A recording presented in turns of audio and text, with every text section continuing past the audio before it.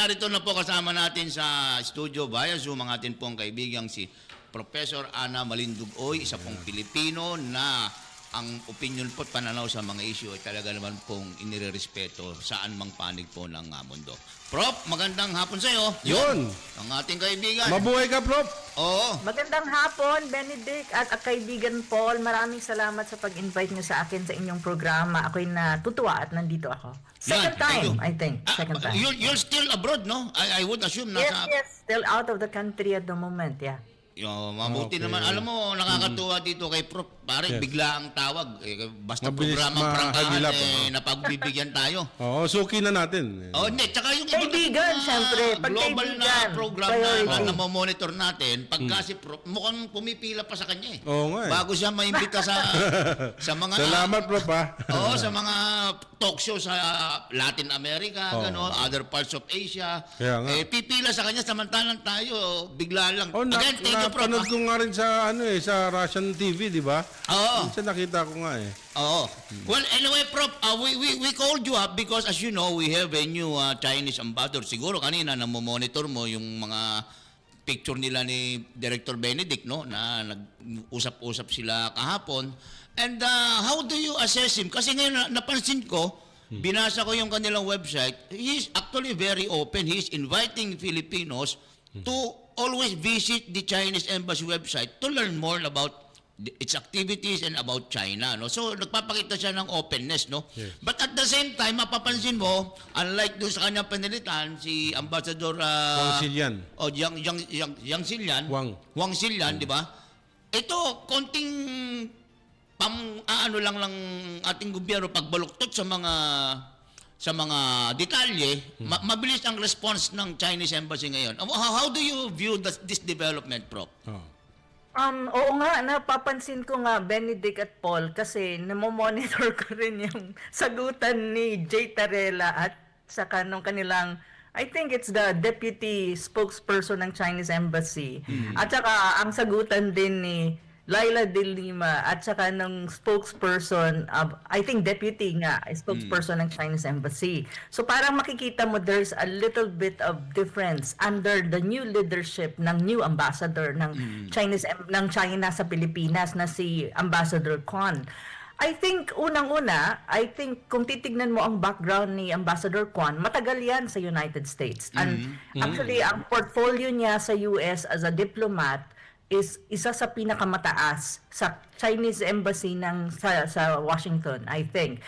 At saka alam niya ang dynamics ng US politics. And at the same time, ang kaibahan I think kay Kwan at saka kay Wang Xilian is ito is strategist. Yun ang pagkakaalam ko. Based doon sa nabasa kong background niya. Kasi nung dumating siya sa Pilipinas, tinignan ko yung background niya, kung ano ang kanyang academic background, kung ano yung kanyang expertise and all that. So nakita ko, okay, sabi ko, he is more like very familiar and very have a very deeper knowledge when you talk about US politics, and at the same time a strategist in every way. So yun ang pagkakaiba si Wang Xilian. At saka feeling ko pero itong si Ambassador Kwan, from what I know as well, dun sa kanyang background, so ni-research ko ng konti, mabait naman at pero very firm yan, and I think active and responsive.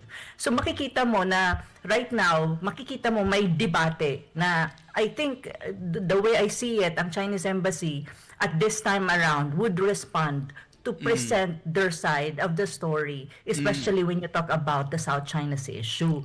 Which is for me, it's a welcome development, Paul and Benedict, para at the same time, makita din ng ating mga kababayan kung ano yung side nila para maintindihan. Kasi mahirap ang papakinggan mo lang is the likes of Tarela or Jay Powell na we know naman kung ano talaga, kung sino talaga ang boss ng mga yan, at hindi naman I think ang Pilipinas ang kanilang pinagsisilbihan kundi ang kanilang amo na nandun sa other side of the Pacific. Yes. So maganda ito, debate ang pinag-uusap, nagdidebate, makikita mo sa social media may debate, may sagutan. For me, I welcome this really kasi makikita mo, ito yung sinasabi nila, ito naman ang sinasabi ng mga likes ni Tarela. So So it's up to the Filipino people to decide and to do further research kung sino nga ba ang nagsasabi ng totoo, ang pro-US na tulad ni Tarela, ang CIA person na si Ray Powell, or itong mga Chinese na nagsasabi na kanilang version of the story, and let the Filipino people and let the world decide.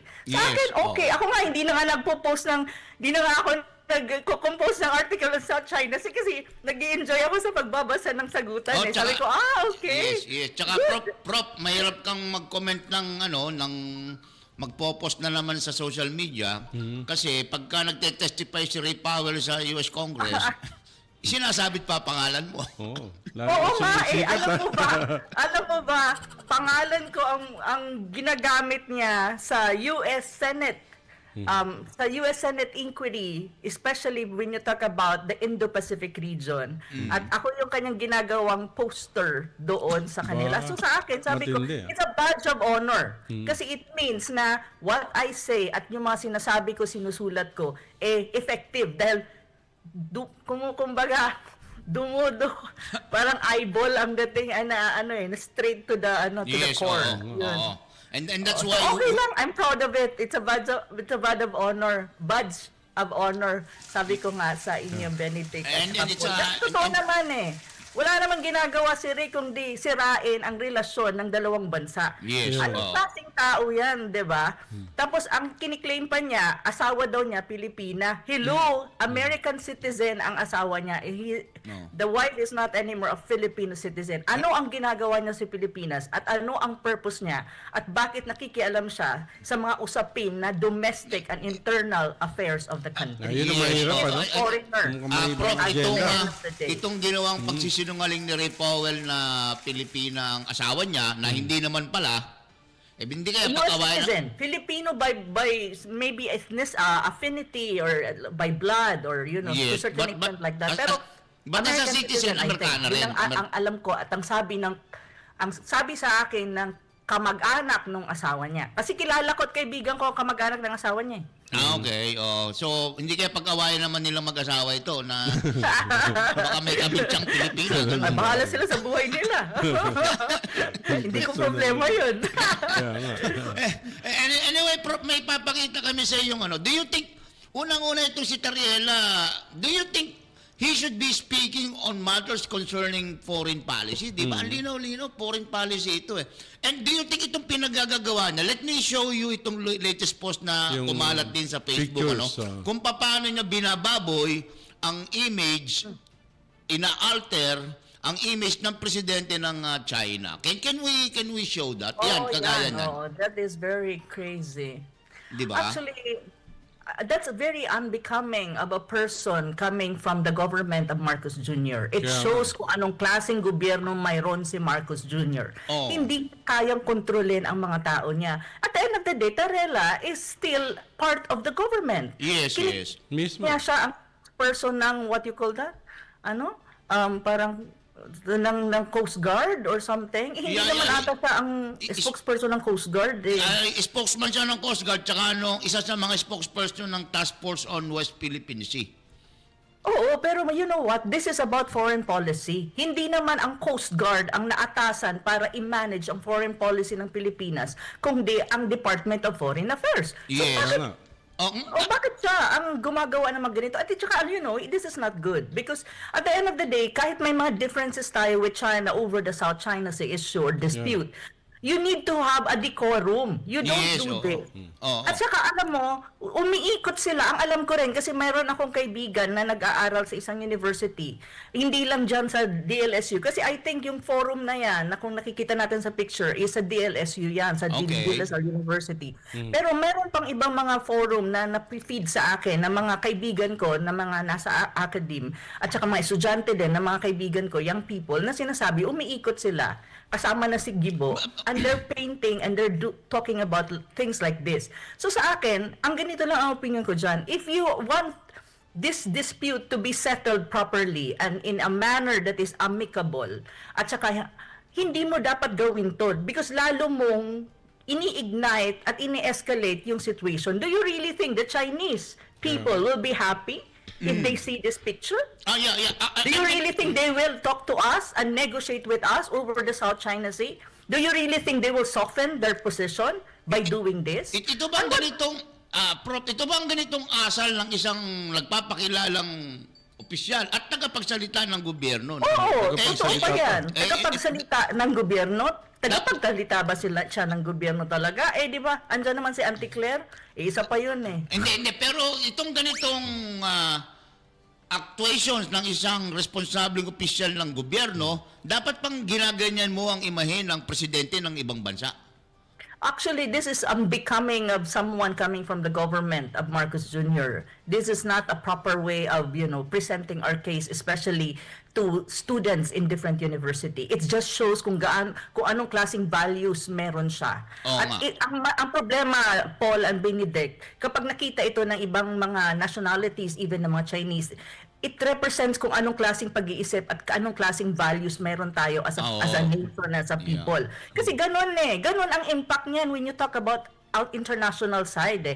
Pag outsider ang nakatingin yan, ang unang papasok dyan, mga Pilipino pala ganito. Walang respeto sa head of state ng ibang country just because they have dispute over the South China Sea. Na ganyan sila mag-present na kanilang mga so-called speech or forum Yes. in front of the university student. That is even the question. When you're in front of university student or students, hindi dapat ganyan ang presentation mo. You can present our argument as a country and our stand as a country, but make it proper and make it academic and make it more like, with some kind of decorum. Hindi ganyan. Kasi nakakahiya siya even in front of the student. Yes. I don't have anything against presenting our claim and trying to let the people, the student understand ano ba ang issues, ang disputes sa South China Sea. But do it properly. Yes. Ito bang, at saka on the other side of the coin, Prof, di ba? Paano kung ang Chinese naman, mga Chinese, magkaroon din ng mga forum at binaboy din ang itsura ng ating presidente? Di ba? Yun, isa Ano pa naman yun. kaya mararamdaman natin? Pero from what I know about the Chinese, they will never go down to that level. Hindi sila bababa sa level ng mga tulad ni Tarela. I don't think so. Yun yung maganda lang sa mga Chinese kasi hindi nila ibababa ang sarili nila sa mga tulad ni Tarela. They will not do that. Pero yun nga, kung sakating gawin yan, di ba, masakit din, di ba? Oo naman. Oo naman. At hindi lang yun ang wino-worry ko, to be honest with you, Paul and Benedict. Pag nakita ito ng mga Chinese, yun ang sinasabi ko lagi eh. Pag nakita yan ng mga Chinese, what do you think they will feel? Do you really think they will clamor na, okay, ayusin na natin yung South China Sea issue. Okay, soften natin. Okay, i-open na natin ang ating ang policy natin na there should be lots of tourists going to the Philippines para makatulong naman. Okay, bigyan natin ng mga infrastructure project, grant ang Pilipinas kasi do you really think they will do that? With this kind of government official ni BBM na ganyan ang pinipresenta sa lahat ng mga university na pinupuntahan niya? Of course not. That is so stupid, to be very frank, for BBM to allow such person to even go around the university and present this. It's a liability when it comes to our foreign policy. My God. Prof, kalma lang. Siguro i-focus muna natin yung video. Patanggalan muna yung Sabi sa akin ng kaibigan ko na may alam sa Coast Guard, Paul. Wala naman sa opisina yan eh. Well, anyway, yesterday kasama ni Director Benedict, ang bagong Chinese ambassador sa Pilipinas. So, could you also share kay Prof, Director, kung ano yung ilang mga bagay na Oo nga pala. napag-usapan ninyo ni agad yung binabanggit nga ni Ambassador Jing Quad na hindi sila yung parang magsisimula ng gulo dito. Gusto nga nila usapan lang between Philippines and China. Yun lang naman ang nila.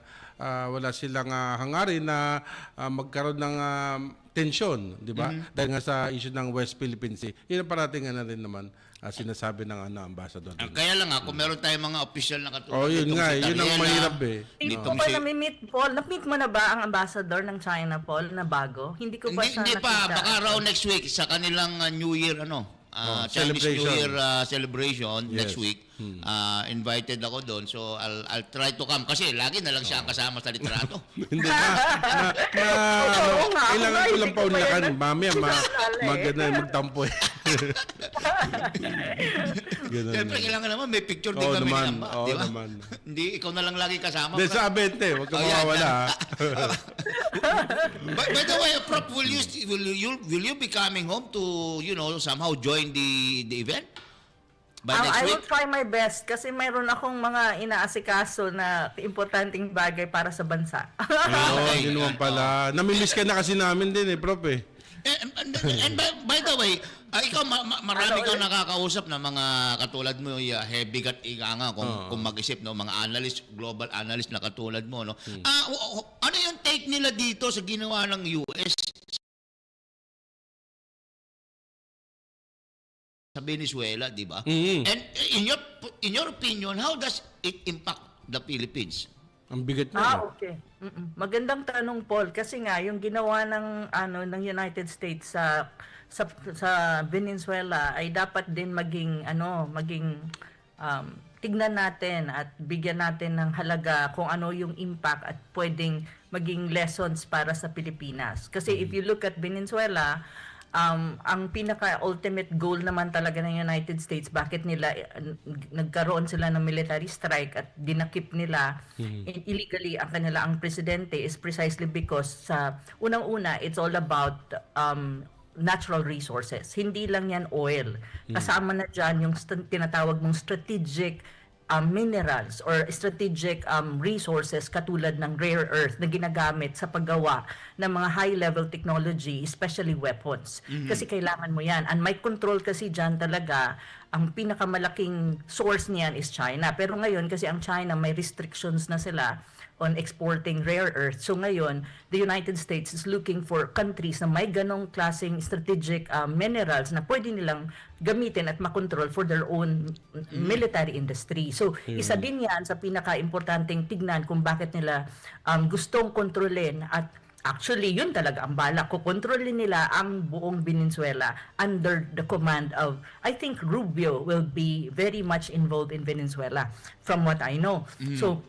So yun, oil and natural resources, and at the other and on the same time gusto ng Amerika i-assert din yung tinatawag mong control din nila sa Western Hemisphere na kanilang backyard. Kasi Yes. if you look at the Monroe Doctrine, alam mo yan, Paul, at saka Benedict, yung Monroe Doctrine before ay ang ibig sabihin nun, they will have a control on sa backyard nila. Alam naman natin kung paano nila ginagawa yon.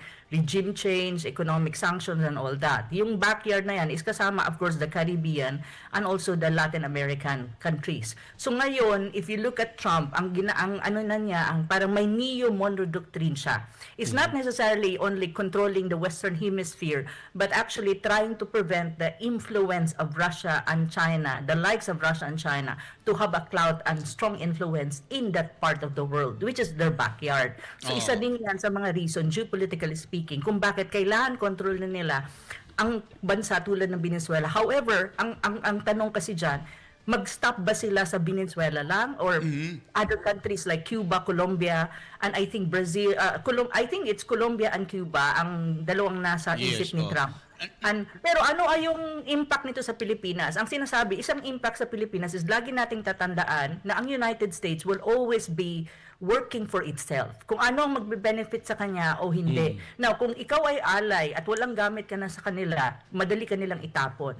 Now, kung ikaw naman ay ally na kailangan nila to their ends and to their strategic interest, especially in the Indo-Pacific region, gagamitin ka nila to the point na ikaw ay nasa isang precarious situation.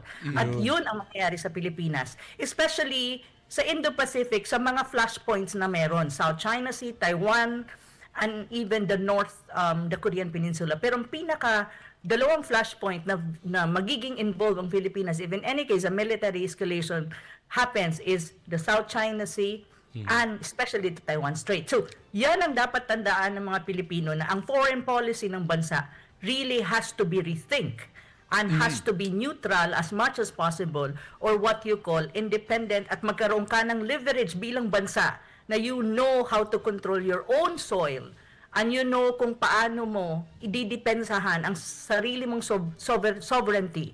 Kasi sa ngayon, with the 9 EDCA sites, to be very honest, Paul and Benedict, when it comes to this site, we lose sovereignty over this 9 EDCA sites. Kontrolado yan ng United States. If in any case something happened in the Taiwan Strait or even in the South China Sea, these EDCA sites will be used by the Americans against its perceived adversary in the Indo-Pacific to our detriment. So dapat isipin mo yan. Wala namang kaibigan sa United States. Basta ang kailangan nila, kung ikaw ay country would align with them, gagamitin ka nila, pero kapag country ka na, you a little bit disagree at gusto mong mag-develop on your own in partnership with other countries and major powers, then tatargetin ka nila. Pero nagbago na ang mundo. Oo. You have already major powers like Russia, China, India, Brazil, South Africa that are rising. And they are saying no to this unilateralism and to this unipolar world kasi they want to have a multipolar world. Ibig sabihin, maraming major powers at hindi na monopolize ang global power by one country. Isa lang, That- Oo. Tama. So, yun ang lessons natin dapat tandaan. Ang nakikita kasi rin dito, Prof, kung ang Western Hemisphere, ang backyard ng Amerika, tayo, kasama ang Taiwan at saka Japan, ang front yard. Di ba? Frontline. Frontline. Yung So, front yard. hindi rin tayo Correct. makakalusot sa control talaga ng Amerika. Lalo pat meron tayong isang gobyerno na talagang aminin na natin, di ba? Na pag sinabi ni Uncle Sam, wala tayong magawa. Sunod agad. Sunod ka agad, di ba? Yun ang problema ng gobyerno natin ngayon. Yun ang problema ni BBM. Kasi from the very start, hindi siya nag-isip. At hindi ko rin alam kung may isip nga ba siya na alam naman niya dapat ito dahil nung panahon ng tatay niya, hindi naman siya nakikinigatan nung panahon ng tatay niya or wala naman siyang pakialam noon sa panahon ng tatay niya. Kasi experience ito ng tatay niya din Yes, eh. oo. Kaya nga, di ba, we open up our diplomatic relation with China precisely because Marcos Sr. already perceived na darating yung point na magiging ka lang, kumbaga disposable ally ka ng US. Pero hindi ata siya nakikinig sa tatay niya nung panahon na yun eh. Oo. Kaya ito, ano nangyari sa atin? Yun. Ano na Yeah, nangyayari yan, sa yan. ating Sana ay bansa? matalim yan sa isipan ng ating mga kababayan. Kasi, Kaya nga. alam mo, partner, no, di ba, Prof, no, sa panahon itong talagang naghihirap ang mga Pilipino, no, ang pwede mo na lang dapat maramdamang ikagaga na kalooban mo, yung meron kang dignidad, di ba? Bilang Yes. isang bansa, Totoo. di ba? Na pwede mong ipagmalaki na Pilipino ako. Di ba? Oo, ngayon Pero hindi ko yung yun makita. Walang pero yung kumokontrol, di ba? estilong Pilipino ako. Tama ba, Uncle Sam? Di ba? Yun ang may Oo, problema tayo tama ka doon. dyan, Paul. Pero Diba? Paul, ang hirap maging Pilipino sa panahon ni BBM, to be very frank with you. Kasi ako nasa labas ng bansa, umiikot ako, travel sa iba't ibang klase ng bansa. Lahat ng mga tao na nakakasalamuha ko, and these are foreigners, ang Yes. tanong sa akin, what happened to your country? Aha. Oh, saan sasagot ko? Okay, yeah, I know. Yun na lang ang sagot. Hindi, akala ko sagot mo, no, I'm Indonesian, you know. Wala akong masabi kasi Ang sinabi hirap ko eh, na ang lang, hirap yeah, sagutin yan, yeah, di I ba? know. Sa panong ito eh. Dahil nga Oo, sa yun na nga. nagkakawindang-windang eh, di ba? Yun Dami nga ang korupsyon. problema natin. Di ba? Oo. So, yung nga, alam mo, sa ibang bansa, I mean, siguro, ano mo rin to, partner, no? Punta tayo sa Africa, sa Burkina Faso. Di ba? Sabi, mas meron pa sa atin yan, pero ang mga tao doon, pare, pag tiningnan mo yung mga video lumalabas, maliwalas ang muka. Alam mo, maliwalas ang muka, sapagkat alam nilang sila'y isang malayang bansa. Malayang. Naghihirap man sila, alam nilang sila isang malayang bansa, magaan sa pakaramdam na gumalaw ka kahit naghihirap ka dahil alam mong hindi ka nakokontrol ng ibang gobyerno. Yun ang sana, ganun din dito sa ating bansa, no? Sana nga ganun din sa ating bansa. Di ba? Ako at saka Benedict, kaya naman natin eh. Kaya ng Pilipinas. We have natural resources. We have great people, great minds in the country. Hindi natin kailangan na maging subservient sa isang superpower, declining superpower to be very exact. We need to stand on our own. We need to have our own destiny as a country. Marami tayong magagaling na leader, marami tayong magagaling na mga academics or scholars or even yung mga technocrats or bureaucrats who can serve the country na hindi corrupt. Kaya Pero ang nga. kailangan ng Pilipinas is wake up. Wag nyo na, learn lessons. Tignan mo ang nangyayari sa bansa. My God, the peso is weak.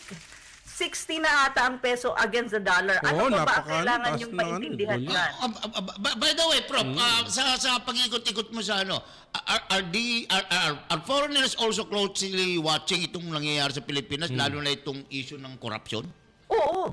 Oo, alam mo ba, Paul? Nakatutok Lahat din ng sila. bansa na pinupuntahan ko, dahil nagta-travel din ako, and going to other countries, nag-a-attend ng conference or sometimes I'm invited to meetings and all that.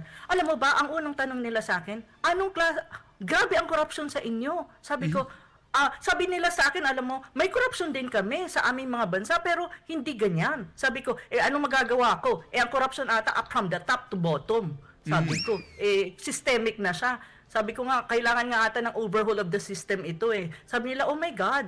Alam mo yun, wala akong masabi kasi totoo naman, lahat naman ng bansa nagsasuffer Yes, when you talk about corruption. Hindi naman exemption ang Pilipinas dyan, pero yung level at degree, yung pinag-uusapan dito. Oo, At saka sa kanila, seryoso sila when they want to solve corruption. Pero sa atin, hindi ko maintindihan, parang moro-moro na lang ang nangyayari Kaya sa Senate. nga eh. Hindi.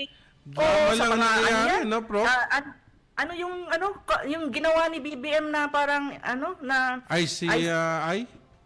Oo, isang tao na lang ang nandun. Oo, gagawin nagre-resign doon? nga Isa na lang lahat siya. eh. Hindi, actually, Prof, alam mo yung ICI na yan, actually, meron silang pinatawag na mga personalidad kanina. Actually, sabi ko, wala nang mangyayaring hearing dyan. Kasi magkukwentuhan na lang sila. Nag-iisa na lang yung ano ron eh. Kaya nga, wala na lang mangyayari. At saka balikan natin yung kaninang binabanggit ni Prof, yung sa ibang bansa, di ba? Tinatanong kung ano nangyayari sa bansa natin. Sa kanila di ba? Matindi yung korupsyon, kumikilos yung mga tao, di ba? Kung magwala, talagang meron dyan, nanununog na nga. Di ba? Oo, Kita mo sa Nepal, di ba? Oo, tsaka- Kasi Oo, matindi ng Tingnan mo korupsyon yung Nepal. Dito, Nepal pa lang, imagine wala mo sino eh. ang nag-lead doon. Walang Mga man bata. lamang na kumikilos masyado eh. Di Oo, ba? Director, Sa atin, Director sa Benedict, atin medyo kasi, kumalma ka Paul, ng at Oo konti. eh. Kasi nakakainis eh. Yeah, Di ba? okay. Eh, Kalma. lahat naman Bakit mainis natin talaga ang eh. Di ba? paghihirap ng mga buhay ng mga Pilipino sinasagad. Sabi ko, bakit kailangan mong sagarin? To the point na samantalang- wala na. Samantalang, Prof, ito yung pinakamalaking korupsyon na nangyari sa kasaysayan ng ating bansa. Di ba? Oo, tama Oh. ka dyan. O, so paano yun? Di ba? Hanggang ngayon, wala pa rin Diyos ko, Lord, sabi ko nahuhuling nga, mga malalaking Pilipino, isda. magising na kayo. Baka naman kasi magising kayo, wala na. Ubus na. Oo. Kumbaga, nasa Actually, dulo alam ka mo, na. Hindi mo na kayang isalba. Oo, Well, tama. alam mo, Prof, kanina earlier, meron akong pinuntang isang meeting, no? Ang worry nila ngayon, do you know na, Prof na, no? Ngayon ay wala pang nangyayaring bidding sa mga infra. Okay? So, wala pa rin yun namang mga tinamaan nitong flood control scam na mga kontraktor, hindi naman makasingil. So, ano ibig sabihin niyan? What does it mean? Kung walang gumagalaw na bidding sa infra, walang construction. Precisely. Hindi gagalaw ang And it's not ekonomiya. good. Kaya nga. It's Diba? actually not good. Oh, so For the country. ang tingin daw nila habang inaayos pa ni Secretary Vince Dizon yung DPWH, and we commend Secretary Vince Dizon for doing his job doon sa DPWH. I don't commend him. Isa pa siya. Magkakaroon Sakit ng sa ulo. bidding mga around March or April pa raw, Prof. Ibig sabihin, gagalaw pa lang ang ekonomiya pagpasok ng Marso, Abril. Ano mangyayari sa susunod na 2 buwan? Yun, tama ka dyan, Paul. At saka, ano bang ginagawa ni Vince dyan sa DPWH talaga? Ano siya, pang takip butas kaya, no, BBM? Naku, totoo yan, Prof. Ako, hindi ko rin mako-comment yan si Vince Sa totoo lang pakawala rin yan ni Bongbong di ba? Ni Presidente. Di ba? May plano yan talagang tumakbo sa totoo lang Di ba? Yes, mangyayari. Pero ang una Oo, yata, tama agenda siya. ang una yata niyang Hindi ko tatakbuhan, maintindihan Prof. yung role ni Vince dyan Ano bang niya, para lang isalba ang image ni BBM? Ayun na nga. In the very Tumpak. first place, wala naman siyang alam sa construction at hindi naman siya engineer or anything na Kaya nga meron siyang background on that Kaya puro papogi ang ginagawa Hindi, Oo nga Bakit? let's be, Na-promisean ba siya din ni BBM for 2028? Let's be fair naman to the man, Prof. Oh. Ngayon, ang ano ko nga lang sa kanya, whatever he's doing there, Kakahantog, Paul whatever Super good he's doing there, unfortunately, nawawalan na ng oras to implement. Di ba? Can you Precisely, imagine, for the first 2 months of the year, hindi gagalaw ang ekonomiya? Correct. At saka, Mabigat ang yun. kailangan, ang infrastructure is one of the missing link kung bakit ang progress at development ng Pilipinas ay hindi mabilis. Kung gusto mong yumaman na bansa, kailangan mo i-upgrade ang infrastructure mo, and that includes what? Bridges, roads na magaganda, connecting the whole country. Pero kung ang infrastructure mo at saka ang DPWH mo is shrouded by massive corruption in government, then what will happen in the country? Prof, At clarify saka ko- kung ang DPWH head mo ay hindi niya magawa ang trabaho niya, at hindi niya maayos yung mga corruption cases na nasa harapan niya, anong ginagawa mo dyan? Hindi, Prof, busy nga raw, Prof eh. Actually, nag-upgrade na, Prof, ang ating infra. To be fair, di ba? Kasi dati, billion lang ang ninanakaw. Ngayon, trillion na eh. Di ba talaga yung upgrade At yan? saka, Prof, busy ang mga opisyalis ng DPWH. Kita mo, sinusunog yung mga ebidensya. Nakaraan lang, di ba? Meron sa card. Dati, sa QC, di ba? May mga ganun eh. Di ba? Oo. Nililinis Tama, yung mga tama. ebidensya, mga dokumento. Para hindi lumabas yung mga pangalan nila. Pero to be fair nga, Oo. Prof, nag-upgrade na ang ating infra, di ba? Dati nga, billion lang ngayon, trillion lang nga ang Oo. ninanakaw eh. Alam Oh, nag-improve nga, na. Paul. Tama ka Sila lang naman. nag-upgrade, Nag-improve eh, no? ka.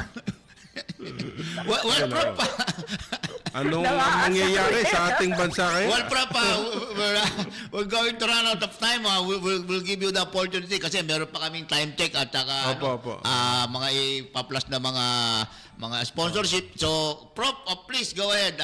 Your final message. Final message mo. Oo, maraming salamat sa ating mga kababayan. Maraming salamat, Paul and Benedict, for inviting me in your program. I always welcome this. And sa ating mga kababayan, my God, ang daming problema ng bayan. Foreign policy-wise, may mga tao ka na not serving the country. Really, ang ano ko lang sa ating mga kababayan, please, magising na ho tayo lahat, or else po, wala na pong Pilipinas na matitira sa atin in the long run. I hope po, alam niyo ang ibig kong sabihin. Maraming salamat at magandang hapon sa ating lahat. Okay, yan po Maraming ang salamat, ating guest Professor for today, si Ana Professor Malindog. Ana Malindog-Uy.